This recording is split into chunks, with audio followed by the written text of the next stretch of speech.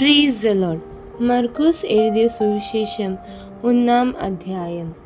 ദൈവപുത്രനായ യേശുക്രിസ്തുവിൻ്റെ സുവിശേഷത്തിൻ്റെ ആരംഭം. ഞാൻ നിനക്ക് മുമ്പായി എൻ്റെ ദൂതനെ അയക്കുന്നു, അവൻ നിന്റെ വഴി ഒരുക്കും. കർത്താവിൻ്റെ വഴി ഒരുക്കുവീൻ, അവൻ്റെ പാത നിരപ്പാക്കുവീൻ എന്ന് മരുഭൂമിയിൽ വിളിച്ചു പറയുന്നവൻ്റെ വാക്ക് എന്നിങ്ങനെ യെശയ്യാ പ്രവാചകന്റെ പുസ്തകത്തിൽ എഴുതിയിരിക്കുന്നത് പോലെ യോഹന്നാൻ വന്നു, മരുഭൂമിയിൽ സ്നാനം കഴിപ്പിച്ചും പാപമോചനത്തിനായുള്ള മാനസാന്തര സ്നാനം പ്രസംഗിച്ചും കൊണ്ടിരുന്നു. അവൻ്റെ അടുക്കൽ യഹൂദ്യ ദേശമൊക്കെയും യെരൂശലേമ്യർ എല്ലാവരും വന്ന് പാപങ്ങളെ ഏറ്റുപറഞ്ഞ് യോർദാൻ നദിയിൽ അവനാൽ സ്നാനം കഴിഞ്ഞു. യോഹന്നാനോ ഒട്ടകരോമം കൊണ്ടുള്ള ഉടുപ്പും അരയിൽ തോൽവാറും ധരിച്ചും വെട്ടുകിളിയും കാട്ടുതേനും ഉപജീവിച്ചും പോന്നു. എന്നിലും ബലമേറിയവൻ എൻ്റെ പിന്നാലെ വരുന്നു, അവൻ്റെ ചെരുപ്പിൻ്റെ വാർ കുനിഞ്ഞഴിപ്പാൻ ഞാൻ യോഗ്യനല്ല. ഞാൻ നിങ്ങളെ വെള്ളത്തിൽ സ്നാനം കഴിപ്പിക്കുന്നു, അവനോ നിങ്ങളെ പരിശുദ്ധാത്മാവിൽ സ്നാനം കഴിപ്പിക്കും എന്ന് അവൻ പ്രസംഗിച്ചു പറഞ്ഞു. ആ കാലത്ത് യേശു ഗലീലയിലെ നസ്രേത്തിൽ നിന്ന് വന്നു യോഹന്നാനാൽ യോർദാനിൽ സ്നാനം കഴിഞ്ഞു. വെള്ളത്തിൽ നിന്ന് കയറിയ ഉടനെ ആകാശം പിളരുന്നതും ആത്മാവ് പ്രാവ് പോലെ തൻ്റെ മേൽ വരുന്നതും കണ്ടു. നീ എൻ്റെ പ്രിയപുത്രൻ, നിന്നിൽ ഞാൻ പ്രസാദിച്ചിരിക്കുന്നു എന്ന് സ്വർഗത്തിൽ നിന്നൊരു ശബ്ദം ഉണ്ടായി.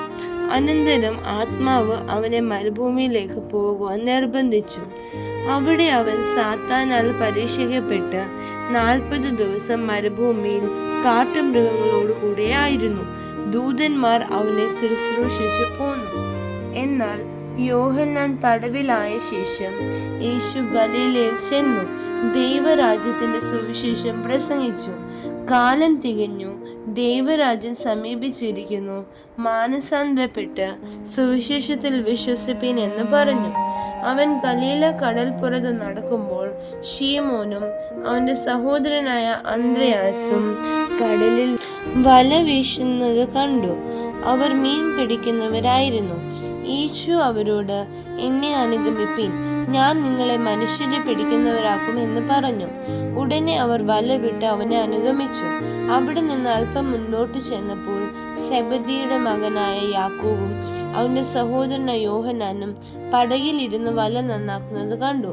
ഉടനെ അവരെയും വിളിച്ചു. അവർ അപ്പനായ സെബദിയെ കൂലിക്കാരോടുകൂടെ പടകിൽ വിട്ട് അവനെ അനുഗമിച്ചു. അവർ കഫർന്നഹൂമിലേക്ക് പോയി. ശബ്ബത്തിൽ അവൻ പള്ളിയിൽ ചെന്ന് ഉപദേശിച്ചു. അവന്റെ ഉപദേശത്തിങ്കിൽ അവർ വിസ്മയിച്ചു. അവൻ ശാസ്ത്രിമാരെ പോലെയല്ല, അധികാരമുള്ളവനായിട്ടത്രേ അവരെ ഉപദേശിച്ചത്. അവരുടെ പള്ളിയിൽ അശുദ്ധാത്മാവുള്ള ഒരു മനുഷ്യനുണ്ടായിരുന്നു. അവൻ നിലവിളിച്ചു, നസ്രേനായ യേശുവേ, ഞങ്ങൾക്കും നിനക്കും തമ്മിൽ എന്ത്? ഞങ്ങളെ നശിപ്പിപ്പാൻ വന്നുവോ? നീ ആരെന്ന് ഞാൻ അറിയുന്നു, ദൈവത്തിന്റെ പരിശുദ്ധൻ തന്നെ എന്ന് പറഞ്ഞു. യേശു അതിനെ ശാസിച്ചു. മിണ്ടരുത്, അവനെ വിട്ടുപോയെന്ന് പറഞ്ഞു. അപ്പോൾ അശുദ്ധാത്മാവ് അവനെ ഇഴച്ച് ഉറക്കെ നിലവിളിച്ച് അവനെ വിട്ടുപോയി. എല്ലാവരും ആശ്ചര്യപ്പെട്ടു. ഇതെന്ത് ഒരു പുതിയ ഉപദേശം! അവൻ അധികാരത്തോടെ അശുദ്ധാത്മാക്കളോടും കൽപ്പിക്കുന്നു, അവ അവനെ അനുസരിക്കുകയും ചെയ്യുന്നു എന്ന് പറഞ്ഞു. തമ്മിൽ വാദിച്ചു കൊണ്ടിരുന്നു. അവന്റെ ശ്രുതി വേഗത്തിൽ ഗലീല നാടെങ്ങും പരന്നു.